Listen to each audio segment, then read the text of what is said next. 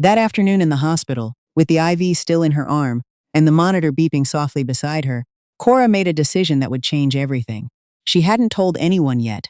Not her mother, not her sister, not even her closest friend from work.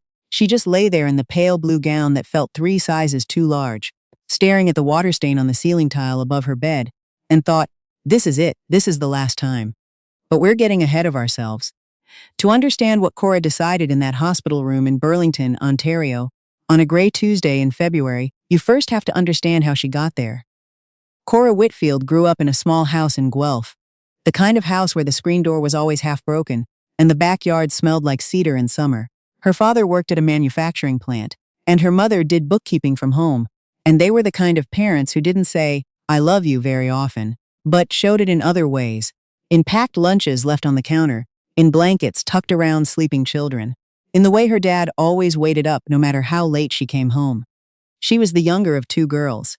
Her sister Patrice was 5 years older, more confident, the kind of person who walked into a room and immediately knew what to do with herself. Cora had always been the quieter one, the one who stayed in the corner at parties, who read books under the covers with a flashlight, who wanted things deeply but rarely said so out loud. She was 24 when she met Dominic at a mutual friend's barbecue in late August. He was leaning against a fence post drinking a beer, and when she accidentally knocked a paper plate of food off the folding table beside him, he caught it before it hit the ground. He laughed. She laughed. That was the beginning. Dominic was 31. He worked in sales for a construction supply company and made decent money. He had a nice apartment in Hamilton and a dog named Scout and a group of friends who seemed genuinely fond of him. He was charming in the way that some people are charming. Not overly polished, not like someone who had practiced it but naturally warm. He asked Cora questions about herself and actually listened to the answers. He remembered small details. A week after they met, he texted her asking if she'd found the book she'd mentioned wanting to read. She had in fact found it. She was touched that he'd remembered. They dated for 2 years. She moved to Hamilton. She found a job at a marketing firm downtown, and for a while things were genuinely good. They cooked dinner together on Sunday nights and watched movies with Scout curled up at their feet and drove up to Wasaga Beach on long weekends. Dominic had a temper. She knew that early on, but it didn't seem directed at her, not then. It came out when he got cut off in traffic or when his hockey team lost in overtime. She told herself it was just passion. She told herself he was just the kind of person who felt things strongly. They got married in September, 3 years after the barbecue. It was a small ceremony at a conservation area outside of Ancaster. Patrice was the maid of honor.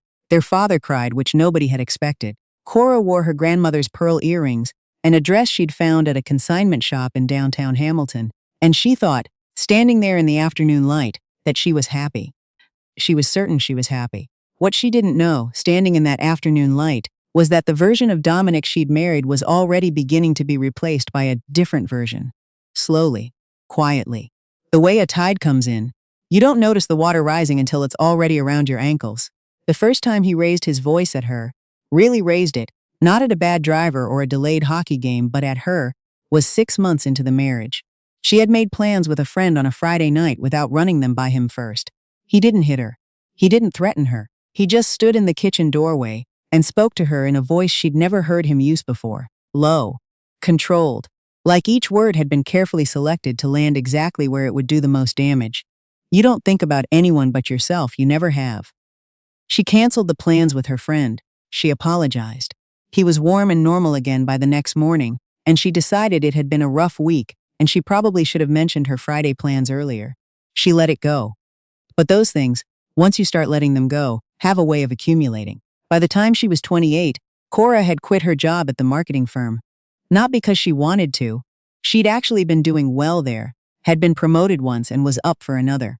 But Dominic had started making comments about her hours, about how she was never home when he got back from work, about how it wasn't like they needed the money, he made enough. And what was the point of being married if they were just 2 people living in the same house passing each other in hallways? She told herself she was making a choice. That was important to her, to believe it was her choice. She told herself she'd go back when things settled down. She'd freelance. She'd find something part-time. She told herself a lot of things that she mostly didn't do. Instead, she cooked. She cleaned. She kept the apartment, and then the house they bought in Stony Creek, in the kind of order that Dominic expected without ever explicitly asking for. She drove Scout to the vet.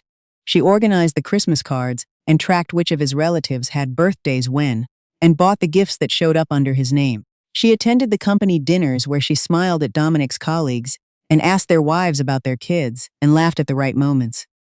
She was good at it, efficient, invisible in the way that good household management is always invisible until the moment it stops, and she was lonely. That was the part she didn't say out loud.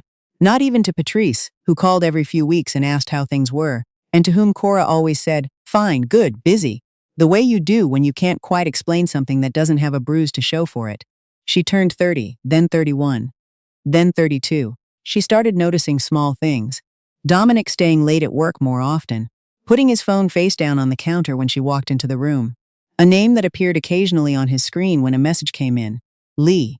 Just Lee. She didn't know any Lee. She didn't ask. She didn't know how to ask. Or maybe more honestly, she didn't want to know the answer. There's a way that you can live inside a knowledge you're not ready to hold yet. You catch it in your peripheral vision, and you just keep moving. She kept moving. She started getting headaches in the fall. Bad ones, the kind that started behind her eyes and spread to the back of her skull by afternoon. She'd had migraines before, but these felt different, heavier, more constant. She mentioned it to Dominic once, and he said she probably needed to drink more water. She mentioned it to her family doctor, who referred her to a specialist. The specialist ordered some tests. That's how Cora found herself in a hospital bed in Burlington on a Tuesday in February, waiting on results, with an IV in her arm and her phone on the table beside her. It was the loneliest she had ever been. That's the only way she could think to describe it later. Not just alone. She was alone all the time, in their house, in the careful management of a life that revolved entirely around someone else's preferences, but lonely in the way that hits you like cold water. She looked around at the other beds separated by curtains and thought about who might come for them, who would show up. Dominic knew she was there. She'd told him the evening before. He'd nodded and said he'd see how his day looked. At 11 in the morning, her phone lit up. "Dominic," she answered. "Hey," he said. "What time do you think you'll be back? I've got the guys coming over tonight and the bathroom hasn't been cleaned." She didn't say anything for a moment. "Cora, the bathroom. Did you hear me? I'm still in the hospital," she said. "I know, but you said it was just tests. So when are you done? I need to know whether to order food or if you're cooking." The monitor beside her kept beeping. The IV dripped. Somewhere on the other side of the curtain, she heard a nurse speaking quietly to another patient, something kind and ordinary about the weather outside. "I'll let you know," Cora said, and she hung up. She put the phone face down on the table, and she lay there in the pale blue gown that felt 3 sizes too large and stared at the water stain on the ceiling tile, and that was the moment. That was when she decided. Not because it was the worst thing he had ever done.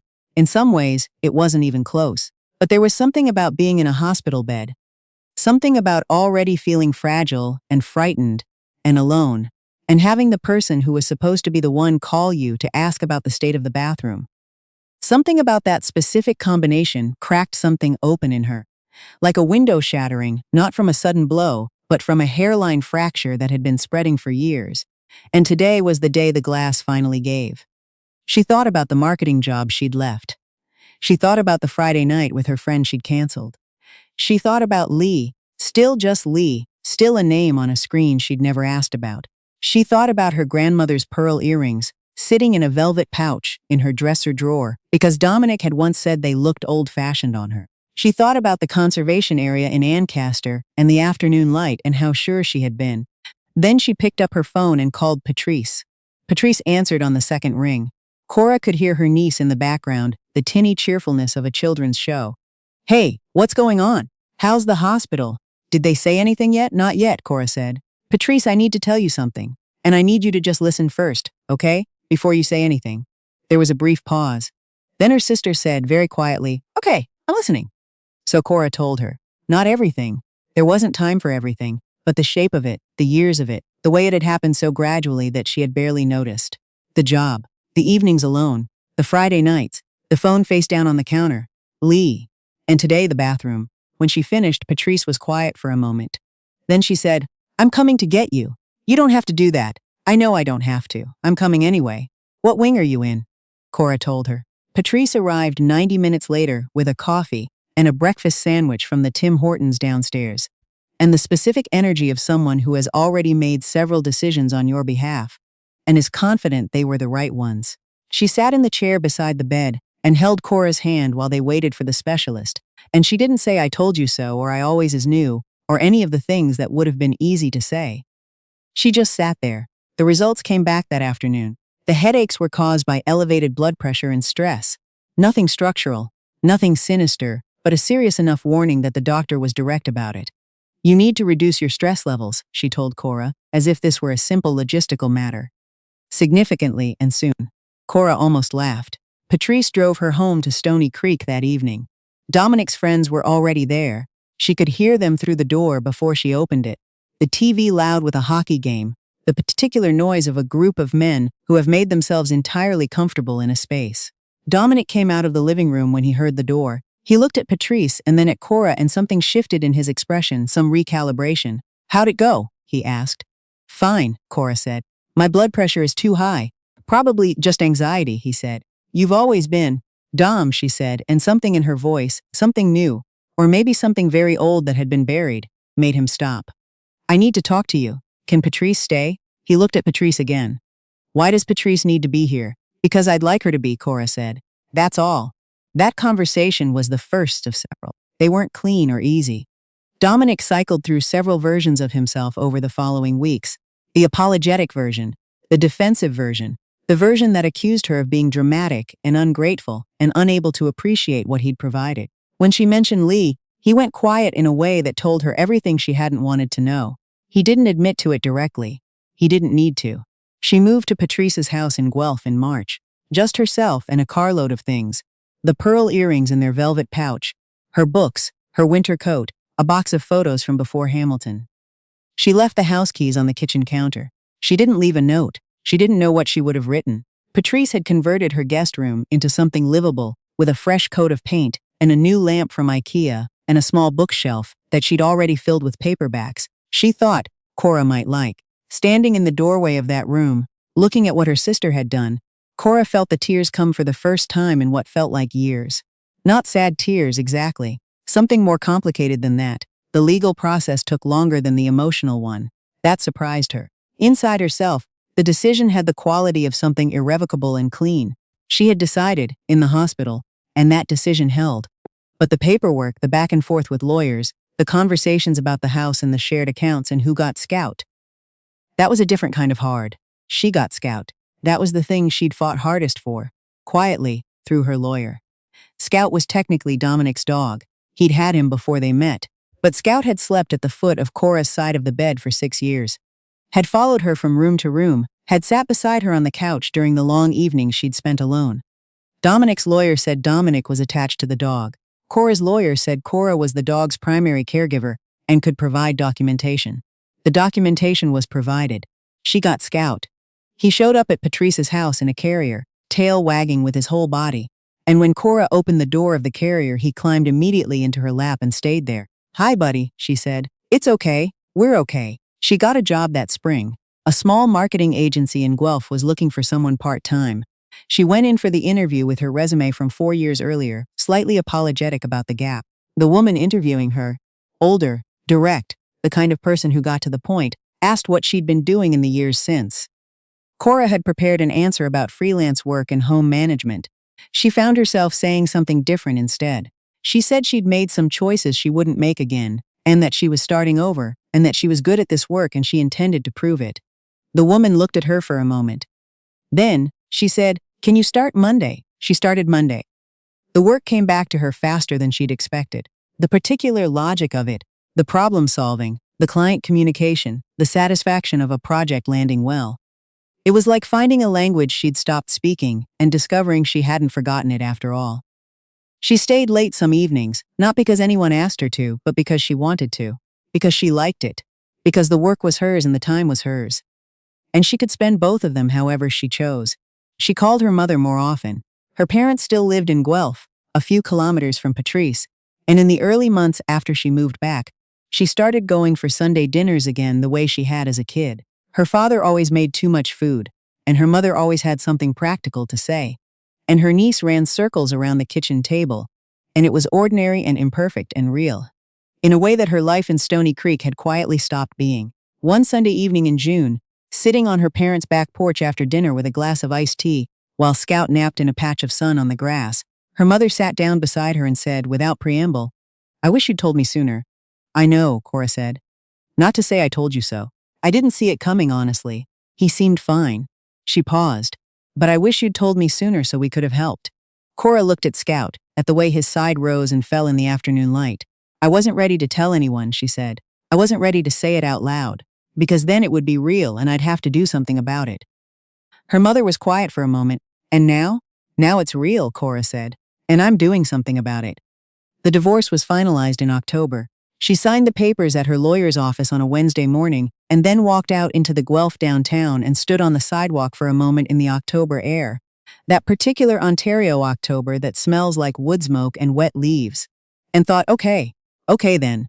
She was 33 years old. She had her grandmother's pearl earrings and her dog, and a job she was good at, and a room in her sister's house and Sunday dinners with her parents, and a slowly refilling sense of herself that she was learning, carefully, to trust. She wasn't sure what came next. She had ideas. Her own apartment by spring, maybe. Some travel. Something she'd wanted to do for years and had never quite managed.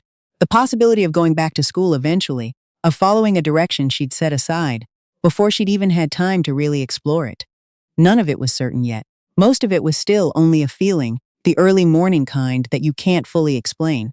But she'd learned, in the hospital room in Burlington, that feelings like that deserved to be taken seriously. That the quiet certainty that arrives when you're alone and afraid and staring at the ceiling, that might be the truest thing you ever hear yourself say. Cora kept the pearl earrings on her dresser now. Not in the velvet pouch, just there, in the open, where she could see them. She wore them to work on Fridays. She wore them because she wanted to. And that was enough.